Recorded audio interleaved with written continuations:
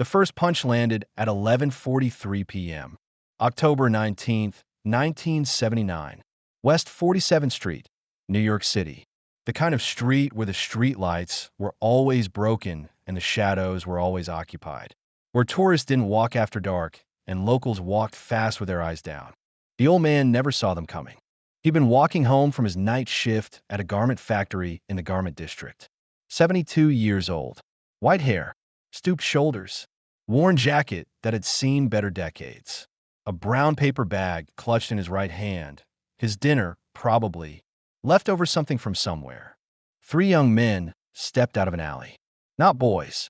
Men, early 20s, leather jackets, knit caps, faces that had already seen too much and decided the world owed them something. The tallest one, 6 feet, maybe 190 pounds, scar across his left eyebrow, moved first. Shoved the old man hard against a brick wall. The paper bag fell. Something glass inside shattered. Before we continue with the story, you can support us by subscribing to the channel and liking the video. Don't forget to write in the comments where you're watching from and how old you are. Let's continue. Give us your wallet, old man. The old man's hands went up, trembling. I don't have. The second punch came before he could finish. Caught in the ribs. The old man doubled over, gasping. Don't lie to us. The second attacker, shorter, stockier, dead eyes, grabbed the old man's jacket, searching pockets. Found a wallet. Thin, probably empty. Threw it to the tall one. Who opened it? Saw maybe $20. His face twisted with rage. $20? That's it. You're walking around with $20 fucking dollars. I'm sorry, the old man wheezed. It's all I have. The third attacker, youngest of the three, couldn't be older than 22, baby face that didn't match the violence in his movements, kicked the old man's legs out. The old man went down hard on the concrete. His head bounced. Blood appeared. And that's when the Lincoln Town car pulled up. It wasn't supposed to stop. Nobody stopped on West 47th after dark unless they were buying or selling something illegal. But this car stopped, right at the corner, engine idling, headlights throwing long shadows across the scene. The three attackers froze, looked at the car, at each other, calculating. Was this cops? Rival gang? Someone who'd interfere or someone who'd mind their business? The driver's door opened, and Muhammad Ali stepped out. At 37 years old, he still moved like a fighter, still had that presence that made people stop and stare. 6'3", 220 pounds, black leather jacket, jeans, white shirt. His hands were shaking. The Parkinson's that would define his later years was already taking hold. But when he stood there in the headlights, silhouetted against the car, he looked like exactly what he was. Dangerous. The three attackers stared. The old man on the ground looked up, blood running down his face, not believing what he was seeing. Muhammad Ali, the Muhammad Ali, standing 10 feet away on a dark New York street at midnight. Nobody moved. Nobody breathed. The city noise, distant sirens, car horns, the rumble of the subway beneath the street. All of it seemed to fade into background static. Ali looked at the old man on the ground, at the blood, at the three young men standing over him like jackals over prey. His jaw tightened. His hands, those shaking hands that had once been the fastest in boxing, clenched into fists. Then he looked at the three attackers and said 5 words. 5 words that made the entire street go silent. You know who I am. It wasn't a question. It was a statement, a challenge, a threat wrapped in calm certainty. The tall one with the scar found his voice first. Muhammad Ali. That's right. Ali took 2 steps forward. Slow, deliberate. The kind of steps he'd taken in the ring before destroying opponents. Now let me ask you something. You know what I do to people who hurt old men? Nobody answered. I asked you a question. Ali's voice dropped lower, colder. What do you think I do to punks who beat up someone's grandfather? The stocky one, the one with dead eyes, tried to act tough. This ain't your business, man. Walk away. Walk away. Ali laughed, but there was no humor in it. You're beating an old man to death in the middle of my city, and you think I'm going to walk away? Do I look like someone who walks away? He took another step. Now he was 5 feet from them, close enough that they could see his eyes, could see that this wasn't some celebrity who'd call the cops and leave. This was Muhammad Ali, The man who'd fought Sonny Liston, who'd beaten George Foreman, who'd gone toe-to-toe with Joe Frazier 3 times and survived. The youngest one, the baby-faced one who'd kicked the old man down, spoke up. His voice shook. "Mr. Ollie, we didn't know. We weren't going to really hurt him." "You weren't going to hurt him?" Ollie pointed at the old man bleeding on the concrete. "Then what do you call that?" "Love taps. We just needed money. Everybody needs money." Ollie's voice rose to a shout that echoed off the buildings. "You think you're the only ones struggling? You think you're the only ones who got it hard? That old man you're robbing probably makes minimum wage. Probably got grandkids he's trying to help feed. And you're taking the little bit he has because you're too lazy or too scared to earn your own." "You don't understand," the tall one started. "I understand perfectly. I grew up poor. Louisville, Kentucky. My family had nothing. You know what the difference is between me and you? When I needed money, I got in a ring and earned it. I didn't beat up old men in alleys." The baby-faced one was crying now. Actually crying. Tears running down his cheeks. "I'm sorry. I'm so sorry. We didn't mean." "Yes, you did." Ollie cut him off. "You meant exactly what you were doing. You saw someone weak and you decided to hurt him because hurting people made you feel strong. That's what cowards do." "We're not cowards," the stocky one said, trying to salvage some pride. "Yes, you are." Ollie's voice was quiet now, but somehow more terrifying. "You're 3 young, healthy men beating up one old man who can barely walk. That's the definition of coward. And you know what happens to cowards when they run into someone who's not afraid of them?" He let the question hang in the air like smoke. Then Ollie did something none of them expected. He smiled.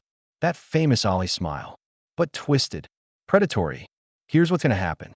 You're going to give that man back his wallet. With all his money in it. Then you're going to apologize.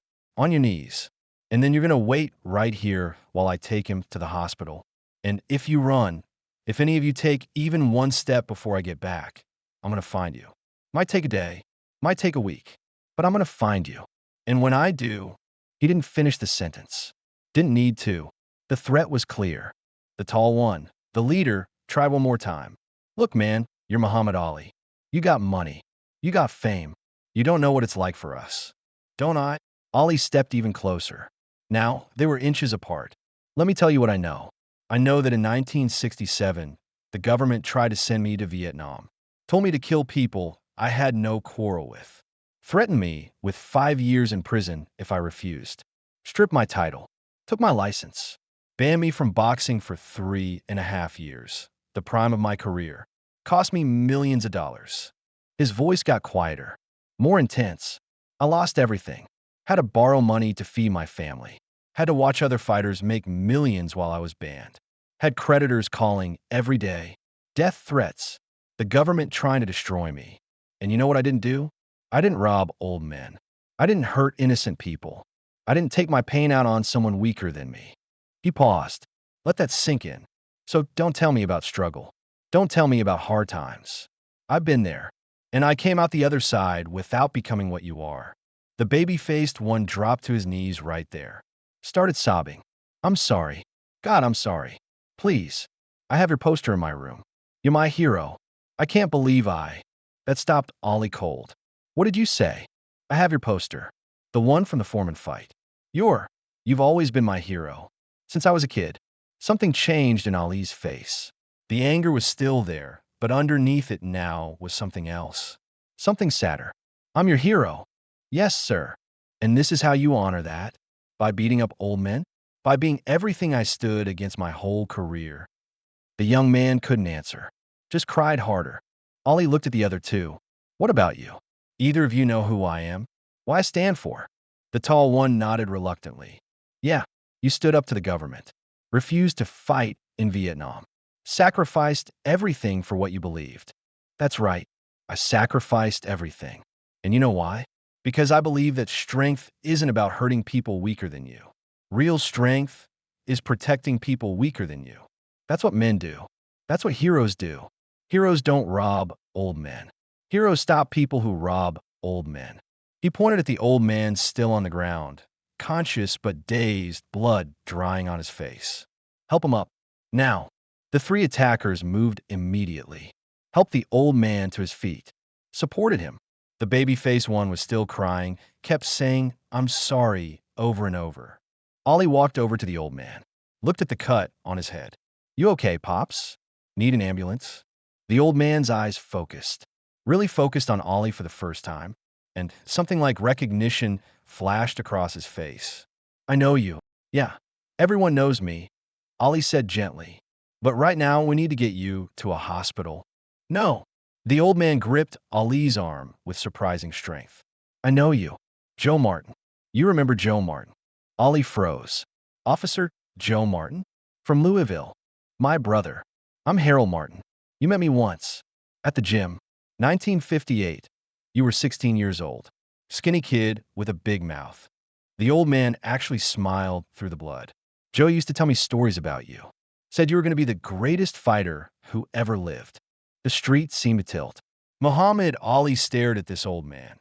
Harold Martin, brother of the police officer who'd taught Ali to box when he was 12 years old. The man who'd changed Ali's entire life because young Cassius Clay's bicycle had been stolen and Officer Martin had said, "You better learn to fight before you fight." "Officer Martin was your brother," Ali said quietly. "Was. He died in 73. Heart attack. But he followed your whole career. Was so proud of you. Used to tell everyone you were his boy, his fighter." Ali's eyes filled with tears. "I didn't know he died. No reason you would. But he talked about you until the day he died. Told anyone who'd listened that he'd discovered Muhammad Ali." The three attackers stood there, watching this exchange, slowly understanding the magnitude of what they'd almost done. They hadn't just attacked some random old man. They'd attacked the brother of the man who'd made Muhammad Ali possible. Ali turned to look at them. His face was different now. Still angry, but also something more complex. Disappointed. Sad. "You understand what you almost did? This man's brother gave me boxing. Gave me everything I became. Everything you claim to admire about me exists because of his family. And you're going to kill him for $20. The baby-faced one collapsed completely, sat down on the concrete, and put his head in his hands. "Oh God. Oh God. There is no God here," Ali said coldly. "Just three men who made a choice. And now you're going to live with that choice." He helped Harold Martin to his car, opened the passenger door, got the old man settled inside. Then he walked back to the three attackers. "Here's what's going to happen. I'm taking Harold to the hospital. You three are going to stay right here. Don't move. Don't run. Because I'm coming back. And when I come back, we're going to have a longer conversation about what kind of men you want to be." "Why?" the stocky one asked. "Why do you care?" "Because that kid with the poster," Ollie pointed at the baby-faced one, "he's right. I am a hero to a lot of people. And that means something. That comes with responsibility. If I walk away from you three right now, I'm saying it's okay what you did, that you're beyond help. But I don't believe that. I think you're young and stupid and desperate. And maybe, you could be something better." He paused, "But only if you choose to be. So here's your choice. You can run right now. Disappear into the city. Keep being the same cowards you are today. Or you can stay here. Face me when I get back. And maybe start becoming men worth respecting." Then Ollie got in his car and drove away with Harold Martin, leaving three young attackers standing on a dark street, trying to decide who they wanted to be. They didn't run. At 1:15 a.m., Muhammad Ali's Lincoln Town car pulled back up to West 47th Street. Harold Martin was at the hospital, 12 stitches, mild concussion, but he'd be okay. The three young men were still there, sitting on the curb, waiting. Ollie got out of the car, looked at them. "You stayed. You asked us to," the baby-faced one said. "I did. But you didn't have to listen." Ollie sat down on the curb next to them, right there on the dirty concrete. Muhammad Ali, the most famous athlete in the world, sitting on a New York curb at 1:15 in the morning with three street thugs. "What are your names?" he asked. "Carlos," the baby-faced one said. "Carlos Martinez. I'm 22. "Jerome," the tall one. "Jerome Williams. 24. "Dante," the stocky one. "Dante Brown. 23. "Okay. Carlos. Jerome. Dante, tell me why you did what you did tonight. And don't lie to me. Don't give me some bullshit about needing money. Tell me the real reason." There was a long silence. Then Carlos spoke. "Because nobody cares if we live or die. Because the world already decided we're nothing. And if we're nothing anyway, why not take what we want? Why not hurt people before they hurt us? Who hurt you? Ollie asked quietly. Everyone. Teachers who gave up on us. Cops who harassed us. Employers who won't hire us. System that doesn't want us to exist. We're already guilty before we do anything wrong. So why not actually do something wrong? Ollie nodded slowly. I understand that. I really do. You know how many times cops harassed me when I was young? How many times teachers told me I'd never amount to anything? How many times white people crossed the street to avoid me? I know what it's like to be treated like you're dangerous just for existing. Then you should understand why. Why you became the thing they accused you of being. Ollie interrupted. No, I don't understand that. Because I chose to prove them wrong. Chose to be so undeniable that they had to respect me. You're choosing to prove them right. To be exactly the thugs they think you are. It's not that simple, Jerome said. It's exactly that simple. Every day you wake up and choose who you're going to be. Today you chose to be men who beat up old men. Tomorrow you can choose to be something different. But only if you actually choose. Ow, Dante asked, and his voice was small. Defeated. How do we choose when every door is already closed? Ollie thought about that. You know what my first boxing gym was? A room above a liquor store that smelled like cigarettes and sweat. No equipment. No money. Just Officer Martin and a speed bag and a dream. I didn't wait for doors to open. I kicked them open. Or I built new doors. Because waiting for the world to give you permission means waiting forever. He looked at each of them. You want to know the truth? The world doesn't owe you anything. It doesn't owe me anything. It doesn't owe anybody anything. That old man you attacked tonight, Harold Martin, he worked in garment factories for 50 years. Minimum wage. No pension. No respect. And he never hurt anyone. Never robbed anyone. Never decided the world owed him something. That's different, Carlos started. How? Because he's old? He was young once. And he made different choices than you. Better choices. We don't have choices, Jerome said bitterly. Everyone has choices. Maybe not good choices. Maybe all your choices are between bad and worse. But you still choose. Tonight you chose to hurt someone. You could have chosen to walk past that old man. Could have chosen to help him. Could have chosen anything except violence. But you chose violence. Own that. Don't blame the system or the world or anyone else. You did that. The silence was heavy. Oppressive. The three young men sat there, forced to confront something they'd been running from. Finally, Carlos spoke. What do you want from us? I want you to make a different choice tomorrow. And the next day. And the day after that. I want you to prove that tonight was a mistake. Not who you are. Just a mistake. How do we do that? Start by getting jobs. Legitimate jobs. I don't care if it's washing dishes or sweeping floors. Honest work. Nobody's going to hire us, Dante said. We got records. So did I. I was convicted of draft evasion. Banned from my profession. Turned into a criminal in the eyes of the law. And I still came back. You know why? Because I never stopped believing I was better than what they called me. Ollie stood up. His knees cracked. The Parkinson's made his hands shake. But he stood tall. Here's what I'm going to do. I'm going to give you my number. You call me once a week. Tell me what jobs you applied for. What doors you knocked on. What you're doing to be better. And if you actually try, if you really commit to changing, I'll help you. I'll make calls. I'll vouch for you. I'll give you a chance. He pulled out a business card. Wrote a phone number on the back. Handed it to Carlos. But if you go back to robbing people, if you hurt anyone else, this offer disappears. And next time we meet, I won't be nice. Carlos took the card with shaking hands. Why are you doing this? We attacked someone you care about. We deserve to be in jail. Maybe, but jail doesn't fix people. It just stores them. I'd rather try to actually fix you. That's worth more than punishment. I won't let you down, Carlos said, tears starting again. I swear to God, Mr. Ollie, I won't. Don't swear to God. Don't swear to me. Swear to yourself. That's the only oath that matters. Mohammed Ali got in his car and drove away for the second time that night, leaving three young men on a curb holding a business card and a chance at redemption.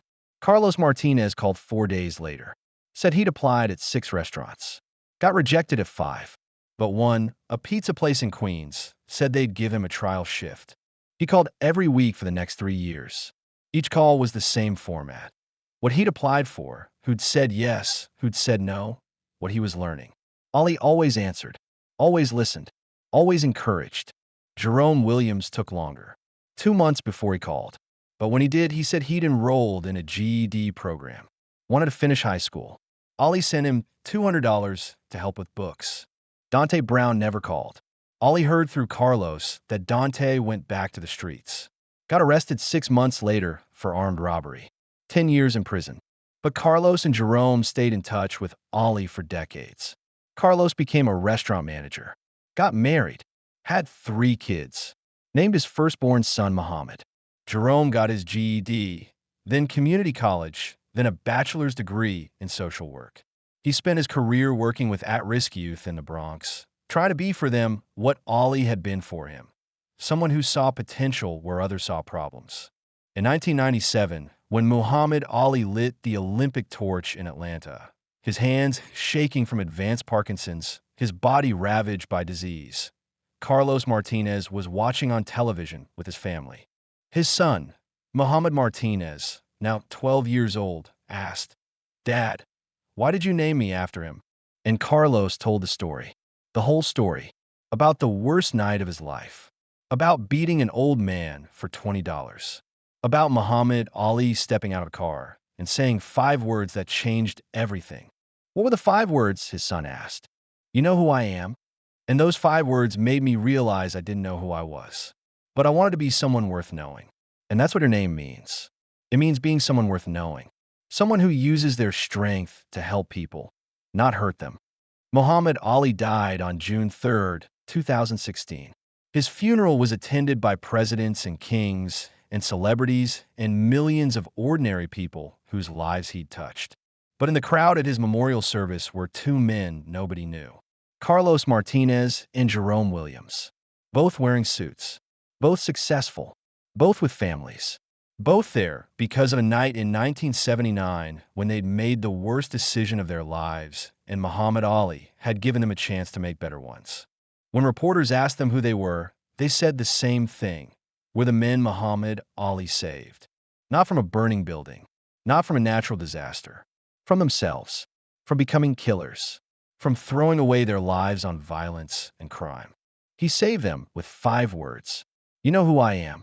Words that forced them to ask themselves the same question. Who am I? What do I want to be?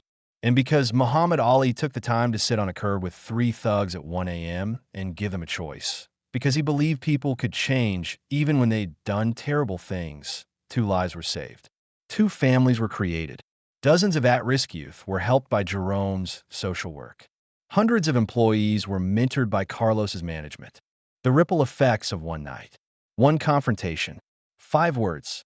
That's Muhammad Ali's real legacy. Not the fights, not the championships, but the countless small moments where he chose to see potential in people the world had written off, where he chose to invest time and energy into someone else's redemption. Harold Martin lived another 8 years. He and Ali stayed in touch.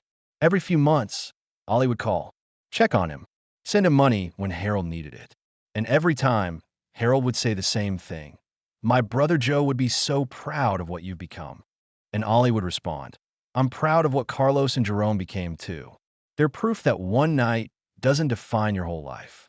What you do next, that's what matters. Today, Muhammad Martinez, Carlos's son, is 29 years old. He's a teacher in the Bronx, works with kids from rough neighborhoods, kids like his father once was. And when those kids act out, when they make bad choices, when they seem beyond hope, he tells them the story of his father and Muhammad Ali.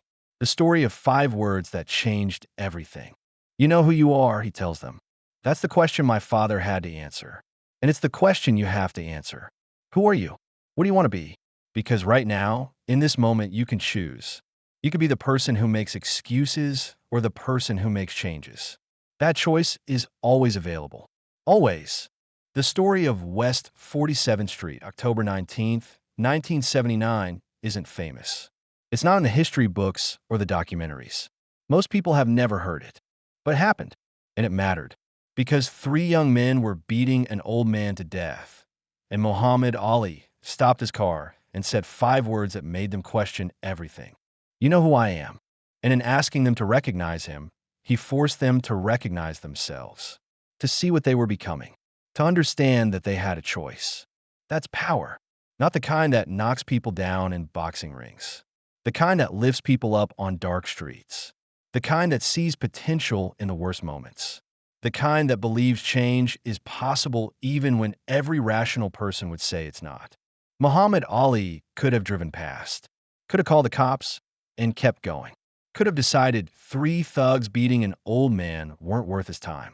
But he stopped. He confronted. He stayed. He gave them his phone number and a chance at redemption. And 2 of them took it. 2 lives saved. 2 families created. Hundreds of other lives touched by the ripple effects. All because Muhammad Ali understood that strength isn't about hurting people who've hurt others. It's about helping people become strong enough not to hurt anyone. You know who I am. The question isn't just about recognition. It's about responsibility, about what it means to be a hero, about using your platform not just for glory, but for grace. Muhammad Ali knew who he was, and he spent his life making sure others knew who they could be too, even, especially on dark streets at midnight when everyone else would have driven away. The story you just heard was written by me.